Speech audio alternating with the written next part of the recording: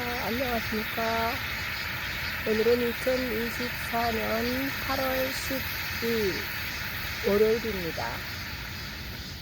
날씨는 하늘이 먹구름이 잔뜩 커튼을 드리우고 있는 조금은 습도가 높은 체감 온도가 한 38도 정도 되는 그러한 기온입니다. 그러나 오늘 월요일 다시 새롭게 휴가 다녀온 이후 새롭게 시작하는 마음으로 열심히 내가 하는 일에 조금 더 플러스 알파 해서 폭넓게 생각하시고 더 너그럽고 따뜻한 또한 신나게 시작하는 월요일 되시기 소망합니다. 저는 또다시 감사합니다를 76번째를 기도하고 있습니다.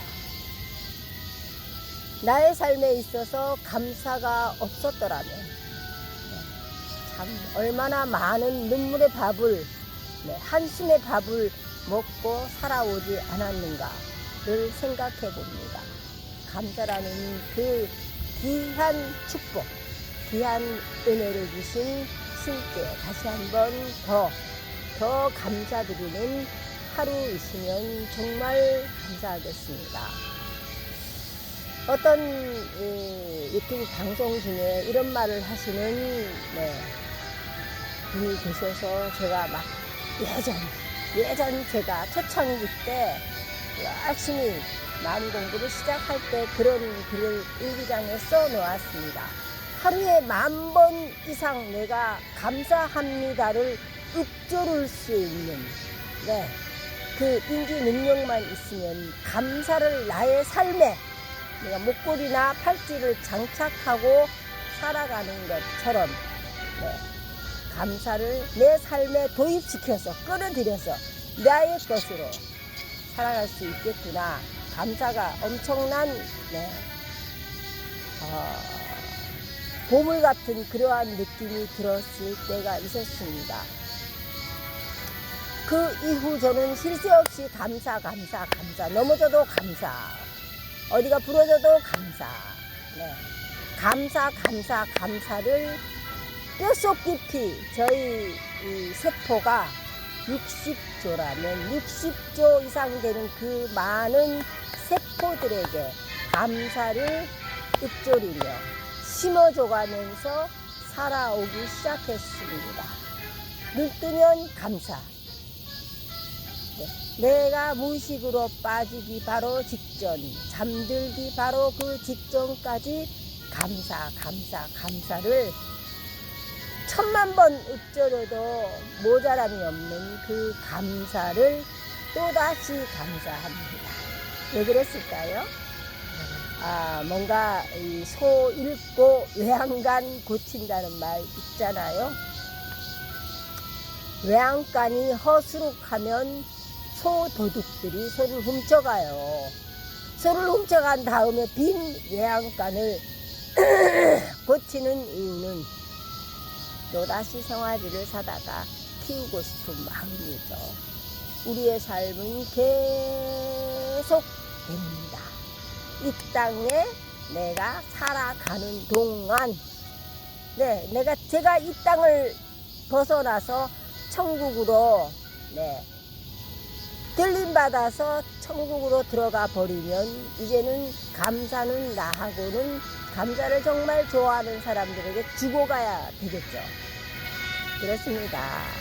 제가 오늘 이 귀한 시간에 여러분과 함께 나누고 싶은 이야기도 감사의 한 물줄기에서 파생된 이야기라고 할 수 있습니다. 제목은 여봐, 자네 지금 내 이야기 듣고 있나? 그런 제목으로 이 여름 아침, 정말 여름이 이렇게 폭증하다 보니까 여름이 신말수록 지금 삼복더위의 아마 중복 말복을 향하여서 더위 속에서 용솟을 치고 있는 것 같은 느낌이 듭니다. 여러분, 이 자연의 그 땀방울이라는 거, 저 집에서 출발하여 지금 여기 바위 위에 오르기까지 한 35분을 뛰다시피 해서 산을 올라왔는데요. 이 땀방울이 완전히 이 눈썹에서 뛰어내려서 입술로 들어갈 정도로 이 땀이 뚝뚝뚝뚝뚝 떨어지더라고요. 아마 그게 자연의 이치겠죠. 더우니까 땀을 흘려서 열을 발산해라, 그런 뜻인 줄 감사히 잘 받았습니다. 자네 내 이야기 좀 들어보게 라는 이 말은 어떻게 생각하십니까?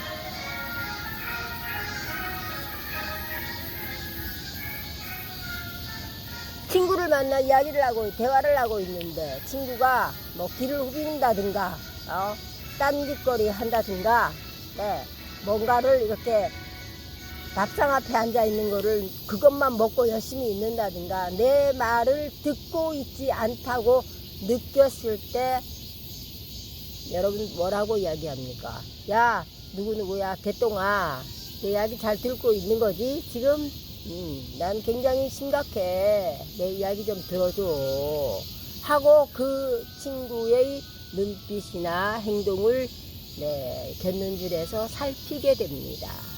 대화라는 것은 상대방의 눈빛과 눈빛을 마주보면서 이야기하는 것이 가장 현명하고 좋은 방법이지만 우리나라 이 조선시대 이후에 우리나라 사람들의 그 생활 습관 속에는 타인의 눈빛을 똑바로 정면으로 쏘아보면서 본다는 그러한 의미는 굉장히 도발적이고 좀 모렴치하다, 눈치가 없다, 그렇게 받아들여지면서 살아온 우리 민족이기 때문에 특히 이성의 눈빛을 똑바로 정색을 하면서 쳐다보는 것은 참 위험하다고 느끼면서 살아왔습니다, 우리는. 그래서 고개를 약간 수그린다든가 곁으로 한 30도 정도 되는 각도에서 상대방의 말을 듣고 있는 그러한 제스처가 많습니다. 물론 요즘 젊은 사람들은 그러지 않겠습니다만 옛날 지금도 그렇습니다. 스페인 사람과 유대인들은 내 이야기 좀 들어줘 할 때는 나한테 집중해 달라는 뜻으로 상대방의 팔 하나를 붙잡고 이야기를 한다고 합니다. 물론 팔을 붙잡고 눈빛도 붙잡고 이야기를 할 수 있겠지요. 또한 영국 사람들은 내 이야기에 집중해 달라는 뜻으로 상대방의 옷 붙잡고 옷에 붙어 있는 단추를 붙잡고 이야기를 시도한다 합니다. 너무 정감 어린 느낌 같지 않아요? 이걸 버튼 홀딩이라고도 한다 합니다. 이 버튼 홀딩이라는 단어가 저는 굉장히 이제 좋게 느껴지는데요. 친숙한 사람일수록 친구나 연인, 가족 간에도 상대방의 옷을 붙잡고 단추를 만지작거리면서 단추가 없는 옷은 어떡할까요? 단추를 만지작거리면서 내 이야기 좀 들어줘. 물론 타인의 험담을 하는 이야기는 아니겠지만 내 이야기의 심각성, 내 말 좀 들어줘. 내가 지금 이러이러한 상황에 빠져 있어. 이런 이야기들을 친구한테 주로 이런 이야기들은 1대1 대화에서만 이루어질 수 있는 거라고 생각합니다. 물론 단추 말고 상대방의 옷, 주름이나 옷, 넥타이를 늘려주면서 넥타이를 붙잡고 이야기를 합니다. 상상만 해도 굉장히 코믹하고 재미있습니다. 상대방의 넥타이를 붙잡으면서 친구야 내 이야기 들어줘, 친구야 내 이야기 들어줘. 그 말 뜻은 너무 불통의 사회에서 나와 소통 좀, 나와 통할 수 있는 너였으면 좋겠어 라는 의미가 함축되어 있다고 할 수 있습니다. 이 세상의 모든 사람들 그리고 모든 생명체들은 내 말에, 내 이야기에 귀 기울여주고 마음을 열고 나를 집중해 달라는 것을 가장 좋아한다고 합니다. 우리 예전 사랑스러운 그 시절 내가 사랑을 너무너무 쏟고 있는 여인이 있다고 해봅시다. 그 예쁜 아가씨가 똘망똘망하고 초롱초롱한 눈빛으로 나를 쳐다보며 정말 사랑이 듬뿍 담긴 눈빛으로 나를 쳐다보며 내 이야기를 듣고 있는 것을 보고 있으면 얼마나 행복합니까? 얼마나 흐뭇합니까? 그렇죠. 바로 그것입니다. 그 시간을 우리가 지금은 되돌려 볼 수 있는 시간이라고 생각합니다. 노후 우리가 살아가는 노후 10년, 20년, 30년 네. 얼마나 긴 세월 당신과 함께 얼마나 그 긴 세월 이 아리따운 소녀 같은 내 아내와 함께 살 수 있겠습니까? 시간이라는 개념은 짧다면 짧고 길다면 너무 지루하고 긴 시간입니다. 네, 그러나 여러분 이 시간이라는 개념은 시간을 어떻게 내가 활용하고 안 돼? 거기 밑으로 내려가면 다운 안 돼! 그렇습니다. 시간이라는 개념은 내가 어떻게 활용하느냐에 따라서 지극히 짧아질 수도 있고 지극히 지루하고 힘든 시간이 될 수도 있습니다. 네, 제 이야기는 오늘 버튼 홀딩에 대한 이야기는 제발 내 이야기 좀 들어줘.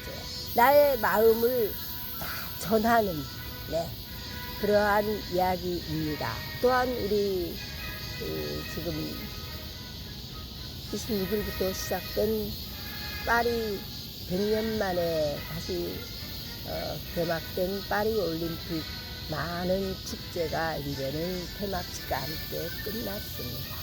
얼마 동안은 올림픽 이야기로 우리의 두근두근 거리는 그러한 마음을 또한 안정시켜 주겠죠. 그러나 우리 그 많은 선수분들 세계적으로 뭐 엄청난 많은 선수들의 그 핏방울 땀방울이 흘린 그 시간만은 우리가 잊지 않고 존중해줘야 된다고 생각합니다. 물론 금, 은, 동 해서 메달을 딸 수도 있겠지요. 그러나 내 역량이 모자라서 내 키가 조금 88cm 조금 짧아서 1m 88cm와 2m 몇 cm의 그 차이는 엄청난 거죠. 내가 노력을 아무리 해도 안 되는 거는 세계의 그 벽을 넘을 수 없는 저는 이상혁 선수에게 정말 수고했다고 네.